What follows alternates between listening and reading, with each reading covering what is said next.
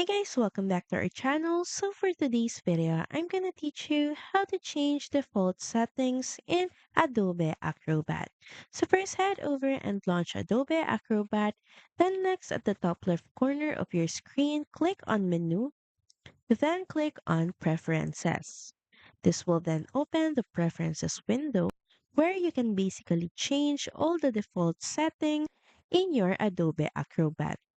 In the left panel, click on the category that you want to change the settings. So say for example, in the general category, we have here the basic tools, and currently here are the default settings for this. You have an option to tick and untick the boxes and customize the settings to fit your preference. You can also change the default settings for page display.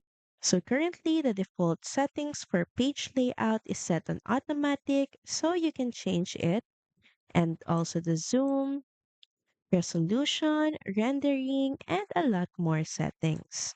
Adjust everything that will help maximize your use of Adobe Acrobat. Then once done, just press on OK.